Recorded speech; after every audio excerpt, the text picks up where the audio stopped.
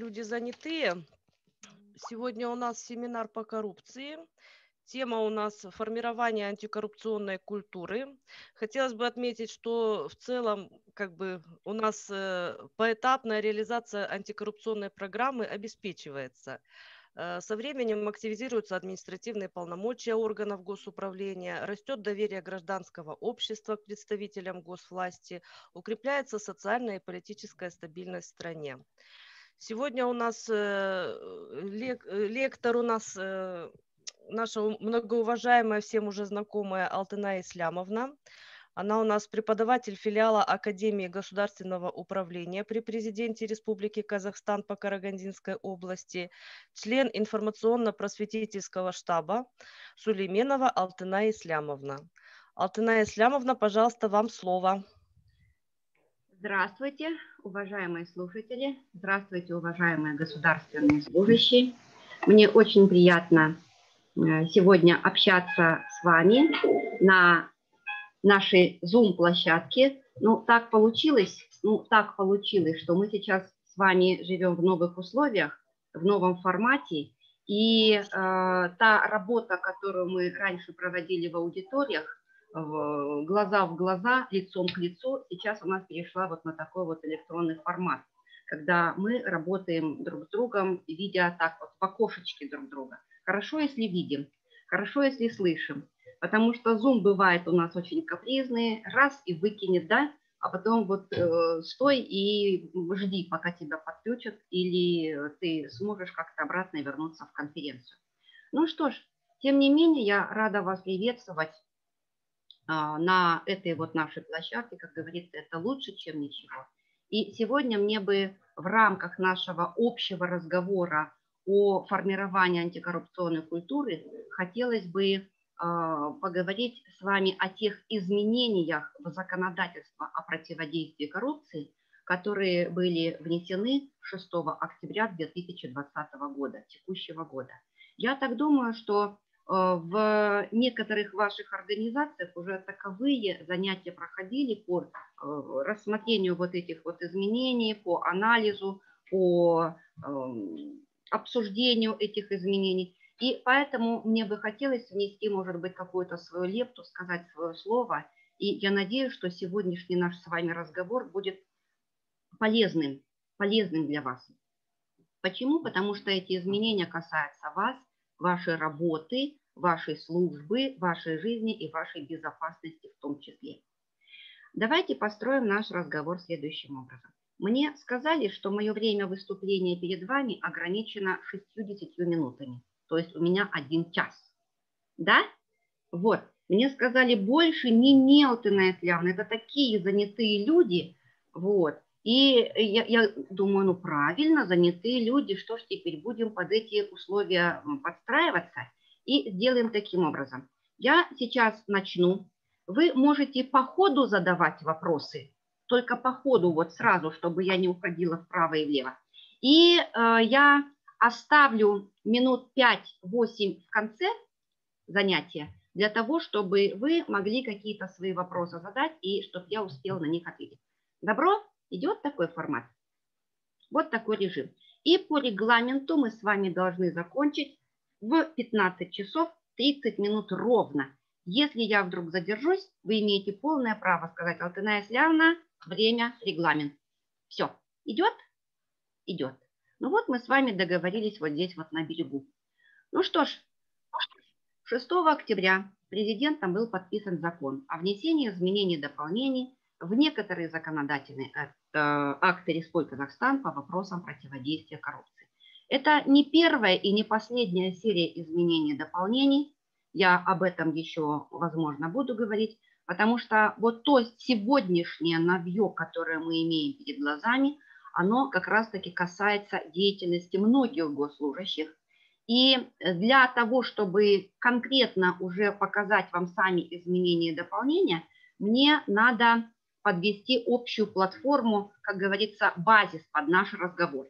Вот смотрите, я хочу напомнить вам, что когда был принят закон о противодействии коррупции в 2015 году, вот тогда впервые на законодательном уровне было сформулировано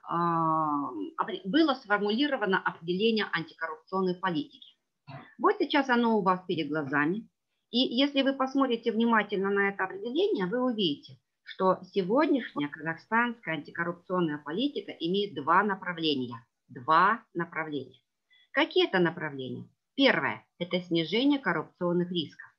И второе – повышение доверия общества к деятельности государственных органов. Оба эти направления, они касаются вас, вашей работы, поэтому есть необходимость несколько слов об этом сказать. Итак, что такое коррупционные риски? Коррупционные риски – это возможности, это соблазны, это лазейки, это ворота для совершения коррупционных правонарушений. И сегодняшняя государственная политика направляет все свои усилия для того, чтобы убрать вот эти вот соблазны, ликвидировать вот эти возможности, заделать лазейки и закрыть ворота. Вот это вот работа нашей государственной власти, государственных органов. Второе направление – повышение доверия общества к деятельности госорганов. Все вы государственные служащие. Все вы, много или мало, у каждого свой опыт, все вы работаете в государственных органах. Что нужно сделать для того, чтобы у общества, у населения было больше доверия к деятельности вашей структуры, вашего государственного органа? Когда я задаю этот вопрос в аудиториях, наши государственные служащие всегда отвечают просто. Это действительно очень просто. Надо работать открыто, нужно работать прозрачно, надо работать профессионально, этично, грамотно. Да, действительно, простой вопрос требует простого прямого ответа. Но, на мой взгляд, это очень сложная, каждодневная, кропотливая работа. В чем сложность? Вот если вы работаете с людьми, к вам люди приходят, это 10 человек к вам пришли, 20 человек пришли, 30 человек к вам в день пришли. Это значит 10, 20, 30 раз вам нужно показать и доказать, что вы на своем месте, что вы профессионал, что вы грамотный специалист.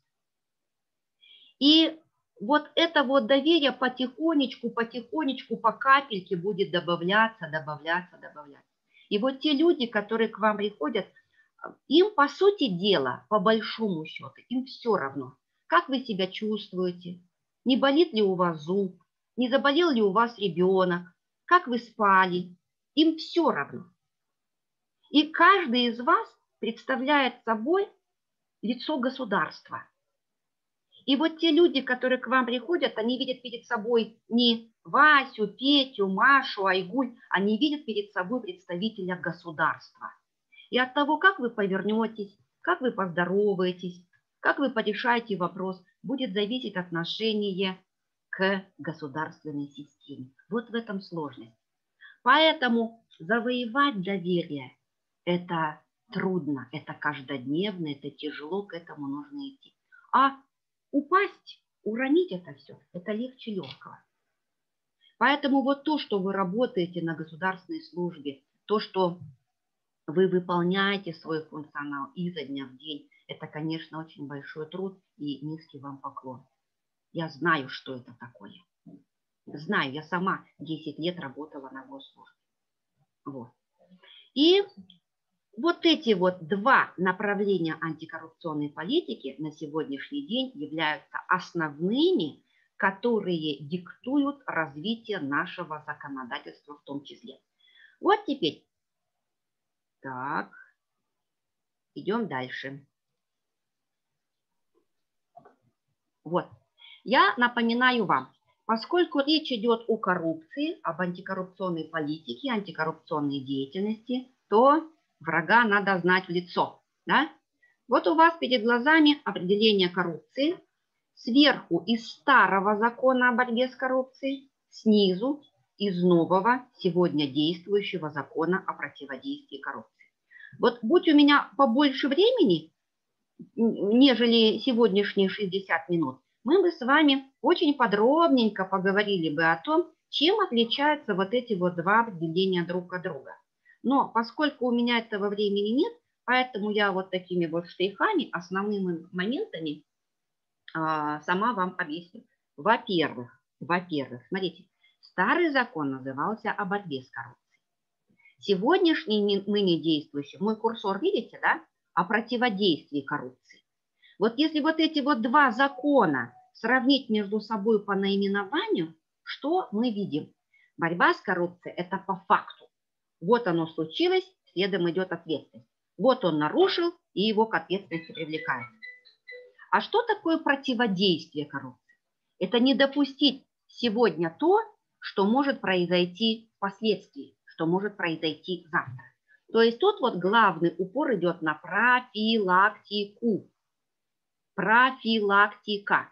Ну, можно со стороны так сказать, да, это, мол, ерунда такая, так, витаминка. Нет, не такая уж это и витаминка. Вот сейчас я вам еще скажу очень важную вещь. Очень важную вещь. Дело в том, что руководитель агентства по противодействию коррупции Алекс Штыкпаев как-то одно время очень часто повторял такую мысль. Во всем цивилизованном мире уполномоченные государственные органы работают по такой схеме 80 на 20. 80% их работы посвящалось профилактической работе, воспитательной работе, обучательной работе, информационной работе. Это 80%. А 20% это были карательные меры в отношении тех, кто нормальных слов не понимает. А у нас, говорит, с советских времен повелось так, что наоборот. 80% это карательная работа, и только 20% это воспитательная, профилактическая, обучательная, информационная работа. И пора у нас менять приоритеты, пора менять цифры. Пора менять цифры. И вот на сегодняшний день у нас очень много усилий, очень много работы проводится именно в профилактическом направлении. Что у нас делается и в городе, в Караганде, и в вашем городе, в Саране, и по всему Казахстану? Что делается? Во-первых, есть у нас по всему Казахстану открытые центры антикоррупционного, правильно? Которые работают практически 24 часа в сутки. Есть у нас площадка Сарыарка Адалдыкалама. Есть у нас площадка Адалкомик. Есть у нас площадка информационно-просветительского штаба. И я сегодня, как представитель этого штаба, перед вами выступаю. Есть у нас площадки Саналор-Пак, там еще другие площадки. И все это для того, чтобы люди имели возможность получить консультацию юридического характера, чтобы это было доступно, чтобы люди не нарушали, чтобы они были предупреждены всякий раз. Кроме того, есть у нас фронт-офисы наших госорганов.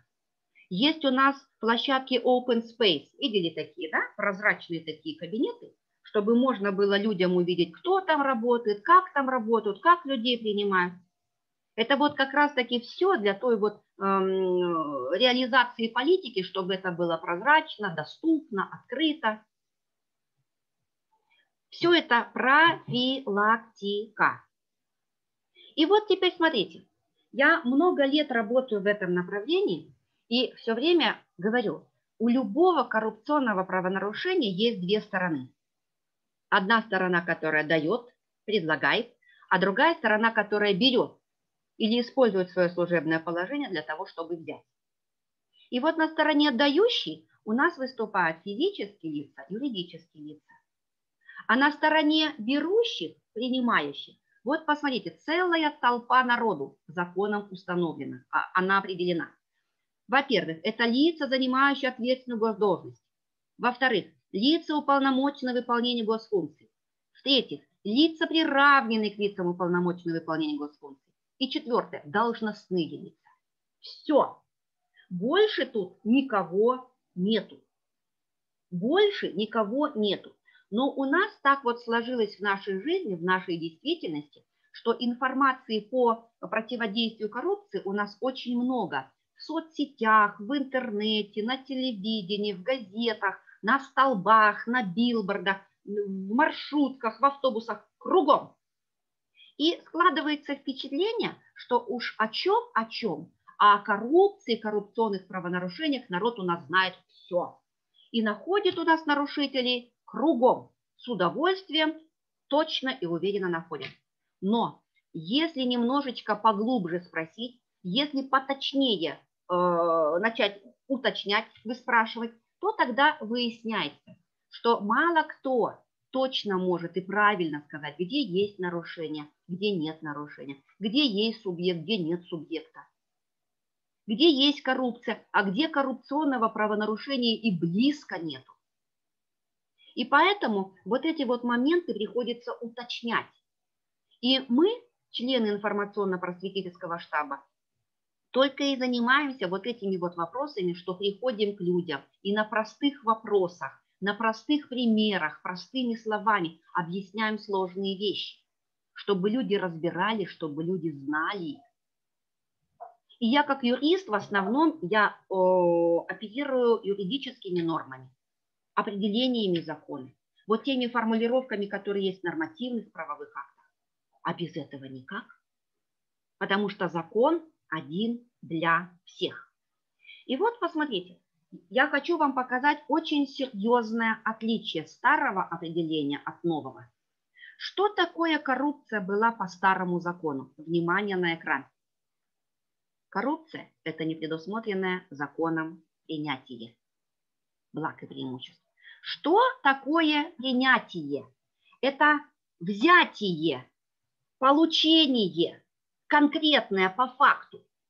Вот это очень важный характеризующий признак. Принятие есть, стало быть, и коррупция есть.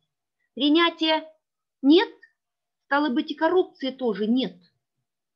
А что такое коррупция на сегодняшний день? Посмотрите, это есть незаконное использование своего служебного положения с целью потом взять. Смотрите, я сегодня ничего не беру. Я только использую свое служебное положение, чтобы потом получить завтра, послезавтра. И это уже есть коррупция. Мягче стало или жестче стало? Жестче, конечно. Жестче, конечно. А потом посмотрите, вот новье, которое появилось в законе, которого раньше не было. Так. Ага, благ и преимуществ для себя, либо третьих лиц. Добавляются третьи лица, которых раньше старый закон не упоминал. Допустим, это не мне, вот, это не мне, это все ему. У меня вообще ничего не остается. И тем не менее, вот то, что я для кого-то беру, передаю, используя свое служебное положение, это уже тоже считается коррупция. Вот очень вскользь о тех вот характеризующих признаках понятия коррупция. Теперь смотрите, я хочу показать вам следующее. Законом от 6 октября текущего года были внесены изменения в 3 кодекса и в 10 законов. Я не буду вам все вот эти вот изменения показывать, объяснять, разъяснять.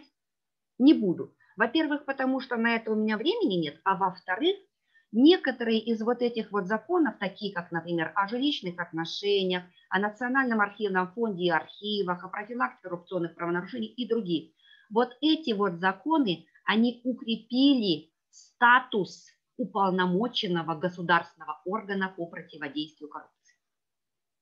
Укрепили их статус. Об этом мы с вами говорить не будем, а будем говорить о некоторых других вещах, которые касаются вашей работы, вашей службы. Но для того, чтобы объяснить вот эти вот новшества, мне придется пройти вот таким вот окольным, окружным путем. Вот смотрите. В нашем уголовном кодексе на сегодняшний день 17 коррупционных преступлений. 17. Когда-то их было 13, потом 14, потом 18, потом 21. Сегодня 17 статей. Все остальные – это не коррупционные, обыкновенные, рядовые статьи. Я хочу показать вам для сравнения обе группы. Обе группы на примере по одной статье. Вот, например, 366 статья Это самая что ни на есть коррупционная статья. Самая что ни на есть. Почему? Потому что здесь показан специальный субъект. Лицо, уполномоченное выполнение госфункций, приравненное к нему лицо, лицо, занимающее ответственную должность и так далее. Вот они за то, что могут кому-то поспособствовать, кому-то чего-то помочь, в чью-то пользу чего-то сделать, обеспечить общее покровительство, берут взятку. Вот это коррупционная статья. Но вот эту статью я вам показываю по большей части для того, чтобы показать вам примечание к данной статье. Внимание на экран. Я вам сейчас даю 1 минуточку для того, чтобы вы посмотрели, почитали раз, другой, чуть-чуть подумали, а потом мы начнем говорить.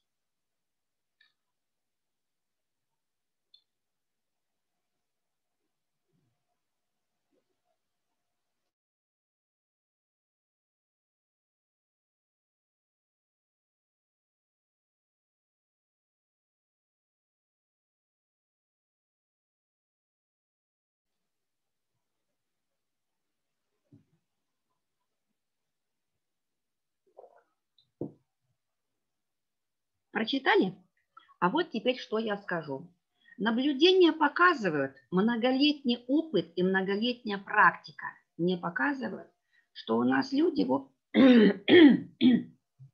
простите, у нас люди в обществе утверждают, независимо от того, кем они являются, кем работают, в каком они возрасте, почему-то говорят, что вот до определенной суммы подарки брать можно, а свыше того уже нельзя.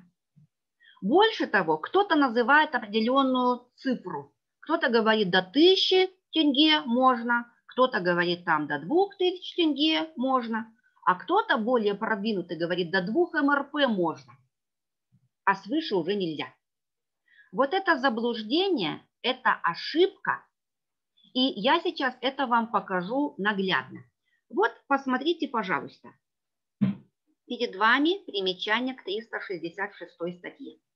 И в самых первых строчках этого примечания мы читаем: не является преступлением в силу малозначительности и преследуется в дисциплинарном или административном порядке.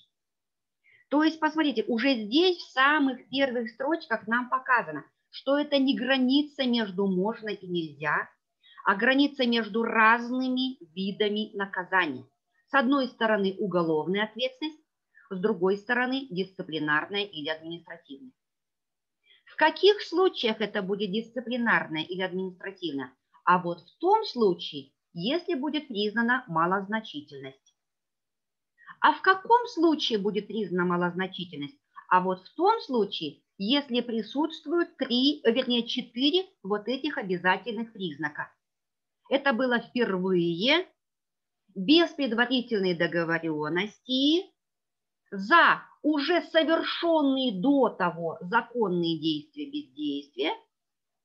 И, наконец, если стоимость подарка не превышала 2 МРП. Вот про вот эти вот 2 МРП у нас сейчас народ толкует. Вот наше человеческое ухо, наша человеческая психология такая, вот что мы хотим услышать, то мы и слышим.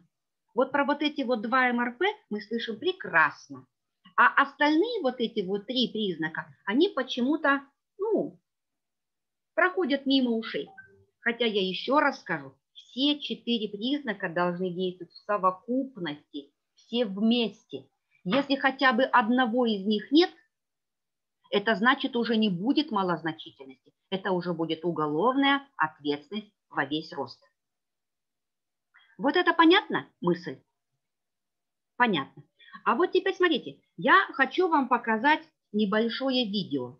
И вот это вот видео, оно размещено на официальном сайте агентства. И мне очень досадно, что вот в этом вот видео единственным условием, единственным основанием показаны только вот эти вот 2 МРП. Там нет ни слова про впервые, там нет ни слова про предварительную договоренность или ранее выполненную законную работу. Тут только про 2 МРП. Посмотрите сами. Скажи, коррупции нет. Госслужащим категорически запрещено принимать подарки и услуги, приглашения в туристические, лечебно-оздоровительные поездки за счет физических и юридических лиц, с которыми госслужащие связаны по службе. Подарки, полученные в ходе официальных встреч, сдаются в специальный государственный фонд при Комитете госимущества Министерства финансов Республики Казахстан, либо при местных исполнительных органах. Кроме того, также запрещено дарить подарки, предоставлять льготы, оказывать услуги и прочее госслужащим и лицам, приравненным к ним. Отказ от подарка – твой реальный шаг в борьбе с коррупцией. Итак, вот и все. Весь ролик. Обратили внимание? Речь идет только про 2 МРП.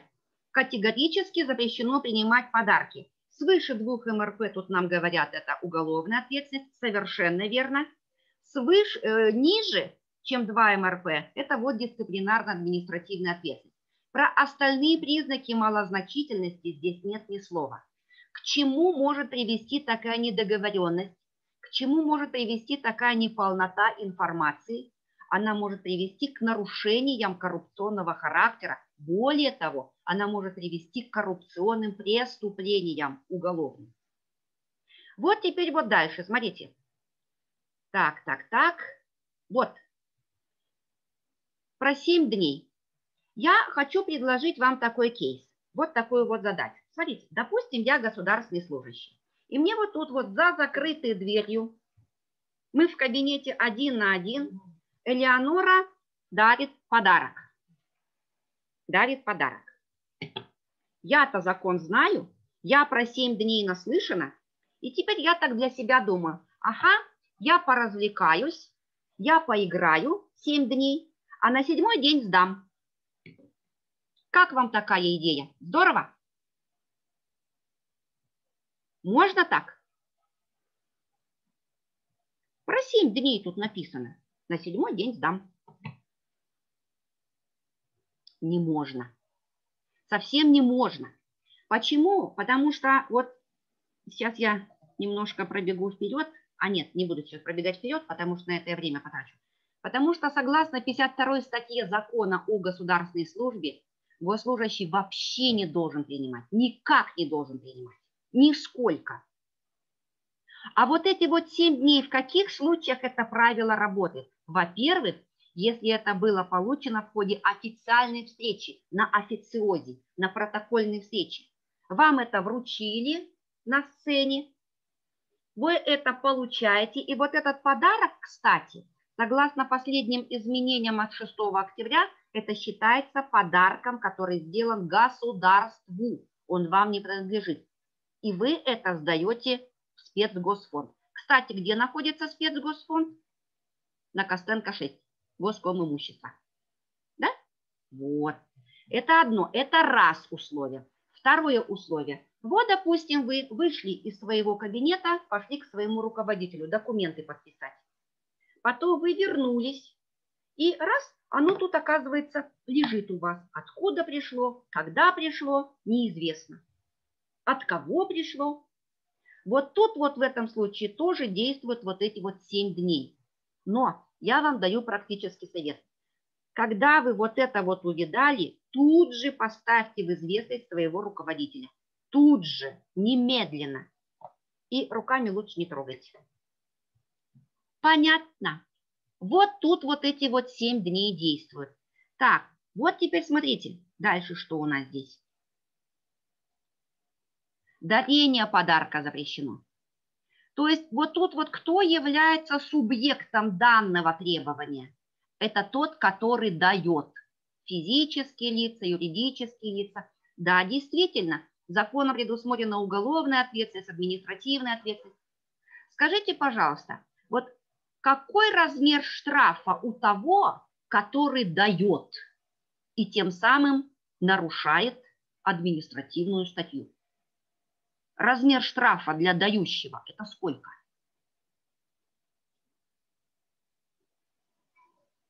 Не знаю. Это 200 МРП. 200 МРП. За что? За шоколадку, за коробку конфет, за пучок укропа, за банку сметаны. 200 МРП для того, который дает. А для того, который взял, не подумав, а для него уже другой штраф. 600 МРП. Так. Ну вот. И отказ от подарка – твой реальный шаг в борьбе с коррупцией. Такой вот маленький ролик, он вроде бы такой маленький, такой насыщенный, и в то же время недоговоренность, вот эта вот, про которую я вам говорила, она достаточно существенна. Поэтому в первую очередь, пожалуйста, смотрите первоисточник. А первоисточник – это закон. Это закон. А вот теперь, если я вам показала статью коррупционную, сейчас у вас перед глазами статья некоррупционная. Это обыкновенная рядовая уголовная статья.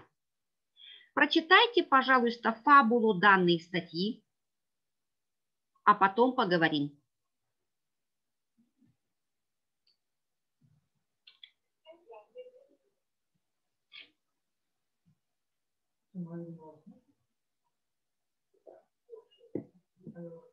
Итак, кто является субъектом данной статьи? Это уже не государственные служащие, это уже не уполномоченные выполнение госфункций, не приравненные к ним. Это те, которые не выполняют управленческих функций. Это те, которые могут работать и в негосударственной организации. То есть субъектом данной статьи являются врачи, учителя, воспитатели, продавцы, кто угодно. И вот они выполняют свою работу, свой функционал, получают за это заработную плату, а сверх того еще получают незаконное вознаграждение. Вот, пожалуйста, 247 статья Уголовного кодекса в действии. А теперь представьте себе такую ситуацию. Кстати, к этой статье тоже есть примечание, замечательное примечание. И вот на фоне вот этой вот картинки, на фоне этого слайда я расскажу вот такую вот конкретную ситуацию. Маленький ребенок, ему 3 годика, он только-только пришел в садик с мамой за ручку. И вот мама посмотрела, что в группе-то 25 таких же маленьких ребятишек бегают.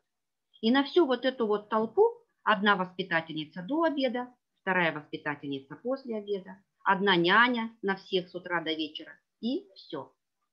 И теперь эта мама задумалась, каким образом внимание персонала к своей дитяти хоть немножечко, хоть чуточку перетянуть.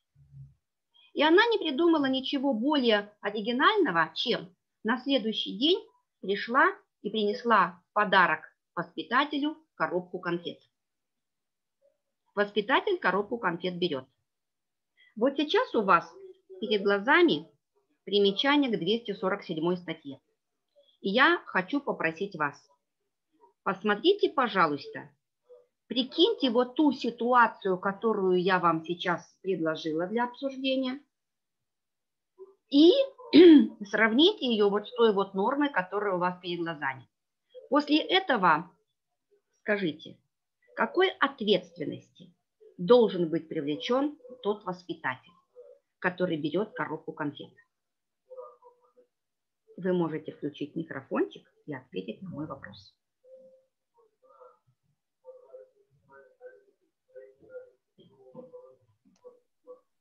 Ну, тут, по идее, нет уже нарушения. Договоренности у них не было. Заранее выполненную работу тоже как бы нет.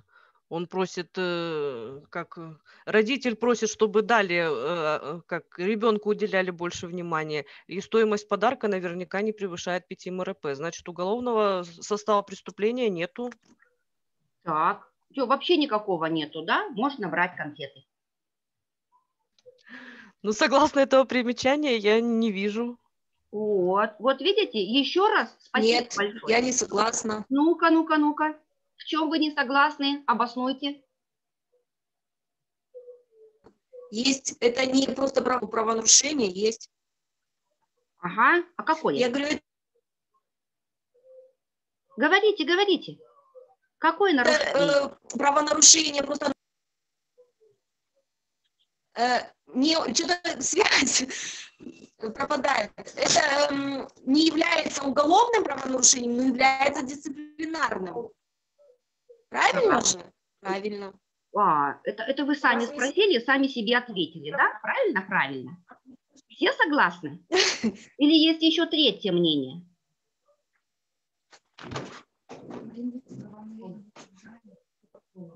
А вот смотрите, мы опять читаем, не является уголовным правонарушением в силу малозначительности и преследуется в дисциплинарном порядке.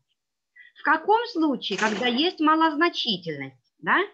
А когда есть малозначительность, когда есть вот эти вот приведенные условия, вот эти правила. Без предварительной договоренности раз, за уже выполненную работу 2, если стоимость подарка не превышала 5 МРП 3. А вот теперь смотрите, договоренность была, я тебе конфеты, а ты за моим ребенком присмотри. Это было? Нет. Стоимость подарка точно не превышает 5 МРП. Точно не превышает. Но, дорогие мои, выполнена ли работа воспитателя? А? Выполнена работа? Нет. Ребенок только-только пришел в садик. Ему еще ходить и ходить до школы. Поэтому ранее работа выполненная, тут вообще об этом даже речи нет.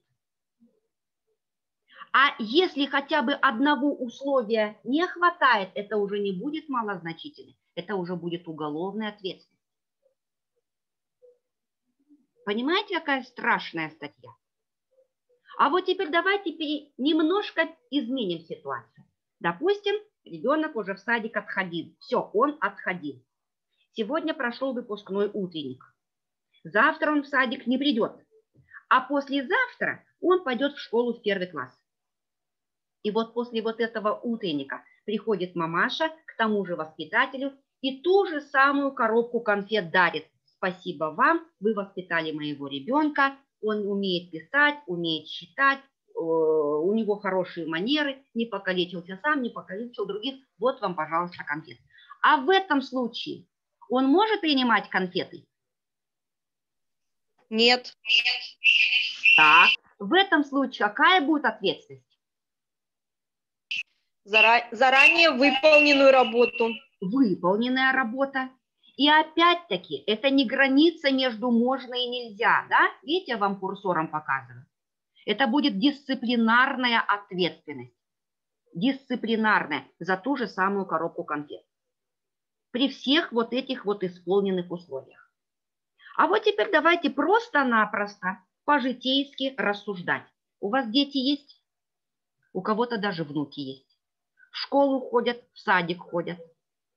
На 8 марта, на День учителя, на день рождения вы своему воспитателю или учителю скидываетесь?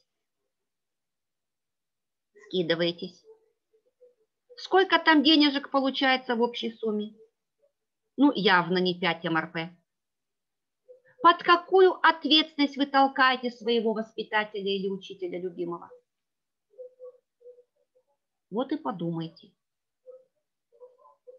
Это действующая норма Уголовного кодекса. А вот теперь, наконец, вот таким окольным, окружным путем я подхожу к тем изменениям, которые произошли 6 октября. Вот у вас перед глазами 509 статья Гражданского кодекса «Запрещение дарения». Поскольку вот в тех примечаниях, которые мы только что с вами рассматривали, речь идет о подарках в качестве подарка, поэтому мы не можем обойти вниманием вообще разговор о дарении. Дарение – это у нас вот безвозмездно, то есть даром, без дополнительной какой-то взаимного получения какого-либо дара. Прощение долга – это тоже может быть форма подарка. Вот теперь смотрите. Вот если мы посмотрим на этот слайд, возникают очень интересные мысли. Не допускается дарение, за исключением обычных подарков, стоимость которых не превышает размеров 10 МРП, установленных законодательными актами. Вот тут сразу возникает проблема. Вернее, вопрос. А что такое обычный подарок? Что такое обычный? А вот я не знаю. Получается, согласно данной норме, до 10 МРП – это обычный подарок. А свыше 10 МРП это получается необычный подарок. А потом, смотрите, я вам до того говорила, вот показывала вам Уголовный кодекс, говорил, вообще ничего нельзя. Это не границы между можно и нельзя, это границы между разными видами взыскания. А Гражданский кодекс говорит, до 10 МРП допускается, до 10 МРП можно. А свыше уже нет. А теперь посмотрите, вот тут вот подпункт 1, подпункт 2, о ком тут речь идет? О каких ситуациях? О тех ситуациях, которые складываются в детских домах, домах ребенка, в домах престарелых, в домах для психохроников. Но ведь, извините, там же тоже есть и врачи, и учителя, и воспитатели. Правильно? И получилась вот эта коллизия двух норм в двух кодексах, несоответствие, противоречие. И вот когда мы вот это вот противоречие увидели, установили с нашими коллегами из уполномоченного государственного органа, вот туда наверх пошел рапорт, пошла докладная записка с предложением о приведении норм Уголовного кодекса и Гражданского кодекса в соответствии друг с другом. Так что сейчас посмотрим, как будет решаться вопрос. Так. Теперь, что касается второго пункта этой же статьи, то наверняка, когда после 6 октября были опубликованы данные, были опубликованы сведения о внесении изменений, дополнений в наше законодательство по противодействию коррупции, то везде вот эта вот мысль была высказана, что госслужащим ничего нельзя дарить, госслужащим самим ничего нельзя принимать.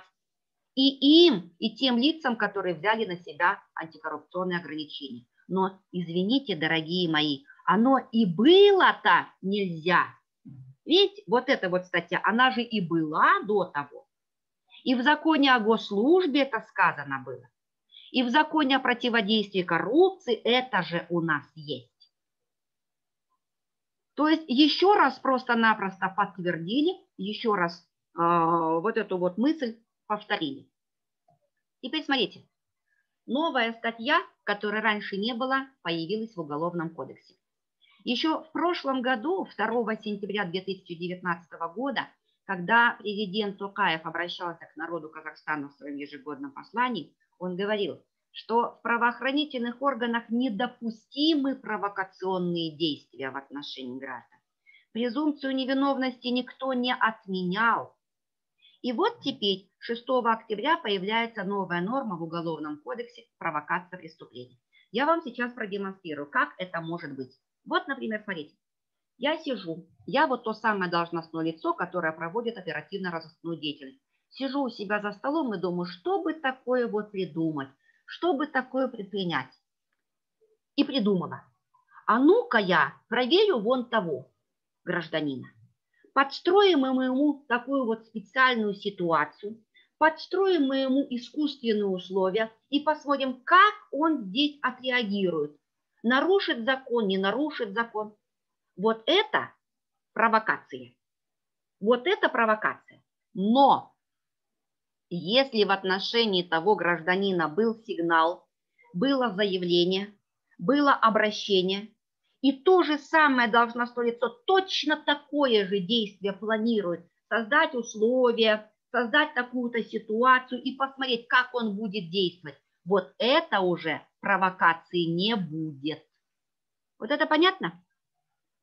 Понятно. Так, дальше. В законе о противодействии коррупции появляются новые нормы. Новые нормы, которые существенно поменяли работу, вернее, поменяют работу, возможно, некоторых наших сограждан. Посмотрите, пожалуйста. Во-первых, поменялся круг лиц, которые приравнены. Вот то, что вот красным я выделила, одна из категорий лиц, которые являются субъектами коррупционных правонарушений. Вот то, что я красным выделила, это новье, это совершенно новые лица появились в данном списке. Это те, которые занимаются закупками, это те, которые занимаются проектами, финансируемыми из средств госбюджета. На уровне не ниже руководителя структурного подразделения. Вот это новые лица в данном списке. Кроме того, перед вашими глазами сейчас старое определение статьи 14. Статьи 14 закона «Недопустимость совместной службы, работы близких родственников, супругов или свойственников».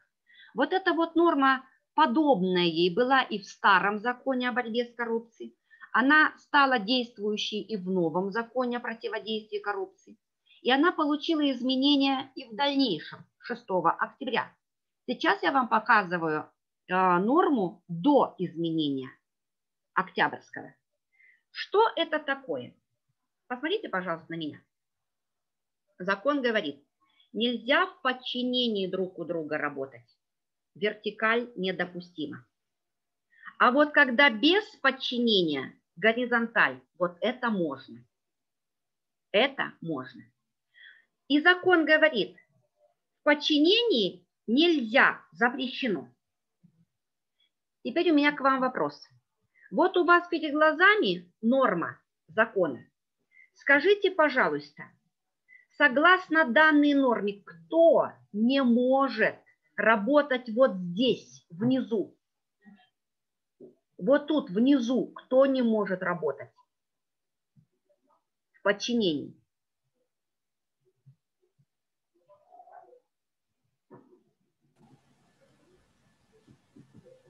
Родственники.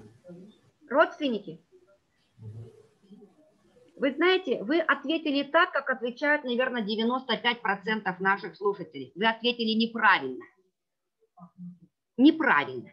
Почему? Потому что вот тут написано, внизу в подчинении кто не может работать? Вот по списку. Лица, занимающие ответственную госдолжность, лица, уполномоченные выполнение госфункций, лица приравненные, лица должностные. Дальше. Не могут занимать должности, находящиеся в непосредственной подчиненности, должностям, занимаемым их близкими родственниками, супругом, супругой или свойственниками.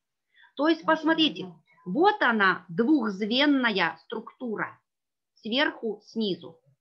И согласно той норме, вот, пожалуйста, вот эти не могут работать в подчинении у этих. Эти не могут работать в подчинении у этих.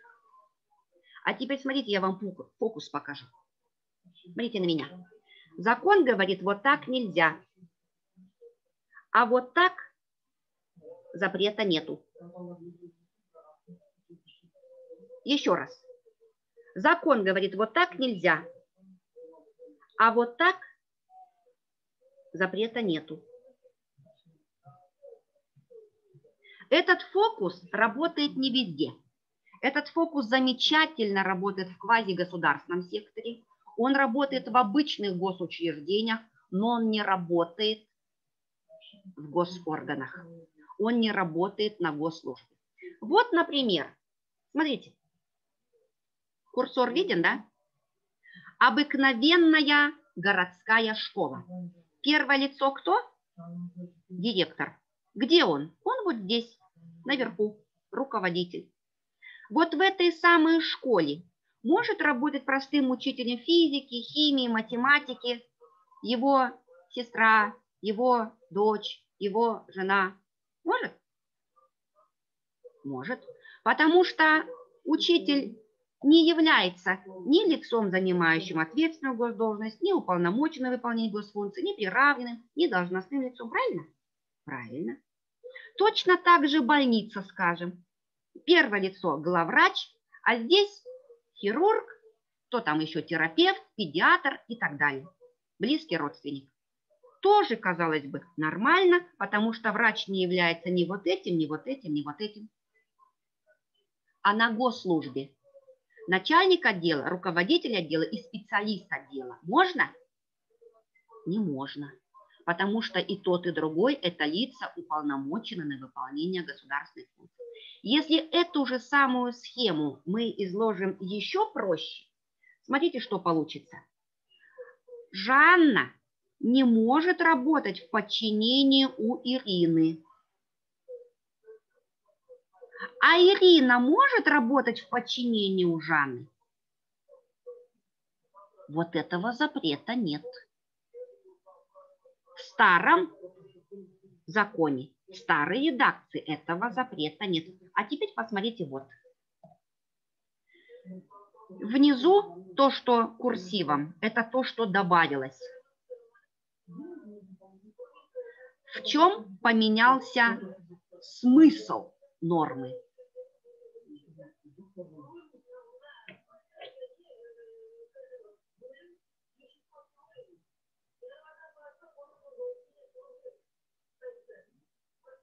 Чем поменялся смысл?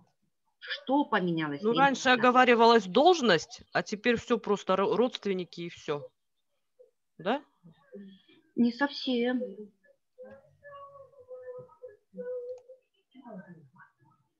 Все осталось как есть, и добавились несколько слов.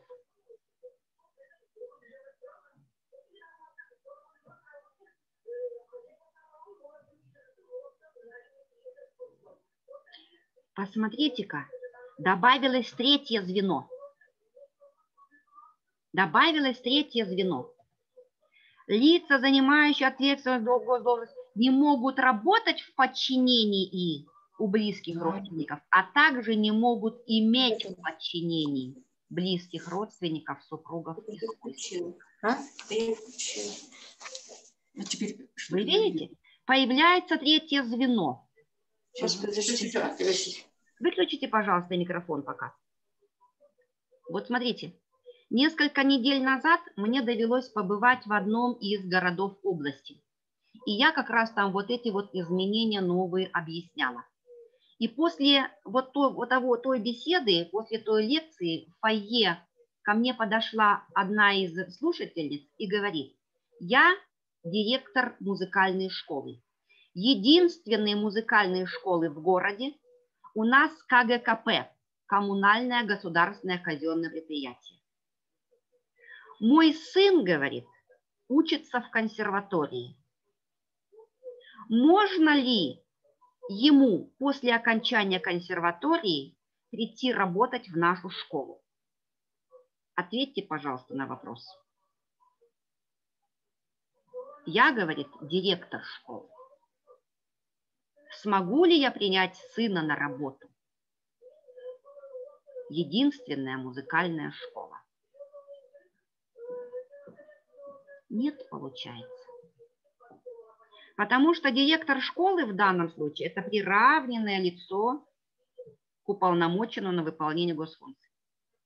И она не может иметь в подчинении близкого родственника, в частности, вот тут вот сына. Какой выход? Какой выход? Я говорю, вы можете отказаться от директорства, чтобы не было вертикали. И вы будете работать простыми учителями, без подчинения друг другу. И тут она говорит: мне остался год до пенсии. Я откажусь от директорства, чтобы сын смог работать в единственной нашей музыкальной школе. Вот это вот то самое новье, которое выпало мне вам сказать. Кроме того, вот посмотрите, еще. Новая норма, которой раньше не было. Лица, являющиеся кандидатами на госслужбу, при поступлении, если есть родство, должны поставить об этом в известность руководство письменно. Дается разъяснение, кто такие близкие родственники, кто такие свойственники. Это полный перечень, других нет. Далее. Вот это вот новая совершенно структура, новая норма, которой раньше не было.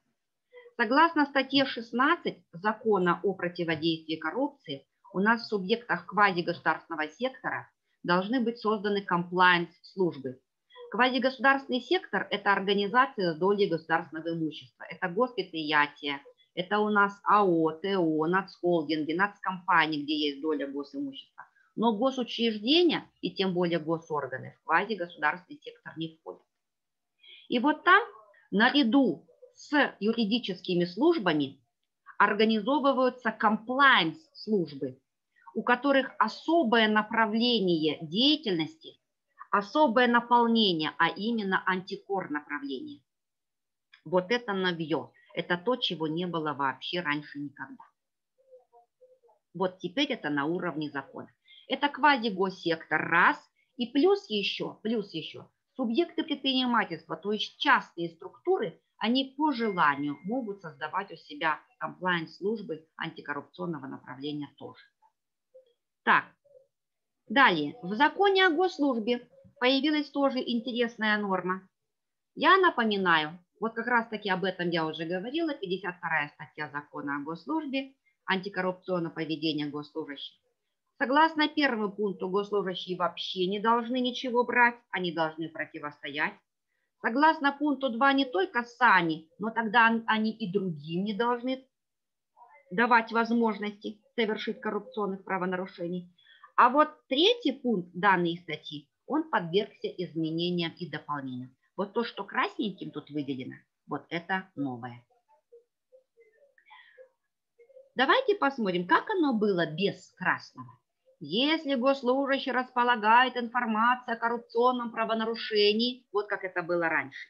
И тут я делала паузу и спрашивала, о каком правонарушении? О том, которое зреет в голове, или о том, которое совершено? Вот теперь мне этого вопроса уже задавать не надо, потому что здесь четко уже написано, это может быть и готовящееся правонарушение, в голове оно еще готовится, совершается в данный момент или уже совершено когда-то. Вот она конкретика пошла. А потом, смотрите, раньше было так. Если госслужащий знает вот об этом и об этом, он должен тут же принять необходимые меры, в том числе в письменной форме, информировать. И дальше идет список через запятую. Вышестоящего руководителя раз, руководство госоргана 2, уполномоченные госорганы 3. То есть как минимум в 3 инстанции сразу он должен был писать. А теперь смотрите, когда добавилось вот это вот и или, что это означает?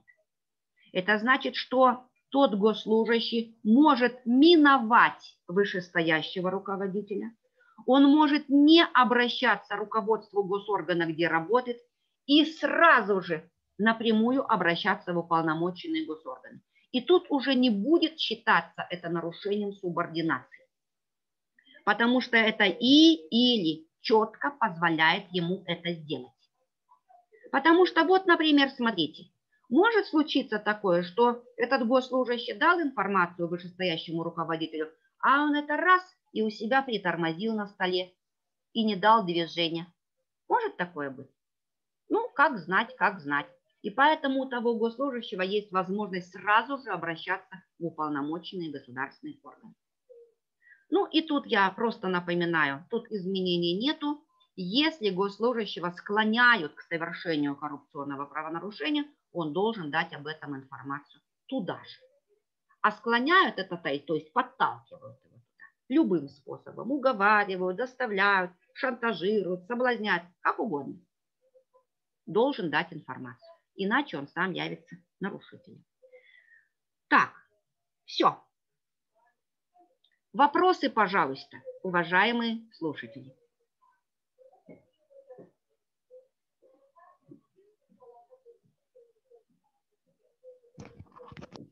Коллеги, нету вопросов? Ну, тогда будем завершать семинар наш. Алтынай Ислямовна, огромное вам спасибо. Как всегда, все доступно, Материалы понятно. разошлите, пожалуйста, по организациям. Кого? Чего? Слайды вы хотите? Слайды? Слайдовый материал, да. А зачем вам слайды нужны? Это все в Это законе же есть. всего-навсего закон. За этими слайдами меня нету. Да, у нас Алтынай Ислямовна так всегда расскажет, что по-другому закон воспринимаешь, да. А так-то это как бы закон. Это закон действительно, тут ничего такого Да, нет. да. Поэтому Ну, они спасибо мне вам нужны. большое. Да, Да, пожалуйста. спасибо. Надеюсь, не последний раз. Спасибо большое Союзу молодежных детских организаций Карагандинской области за организацию. Алтынай Да. Ислямовна, будем надеяться, еще на следующих семинарах вас увидим, услышим. Спасибо. Коллеги, всем спасибо за участие. Вам Всем спасибо. здоровья. До свидания. Будьте здоровы. Всего вам самого хорошего. До свидания. Спасибо, Алтынай Ислямовна.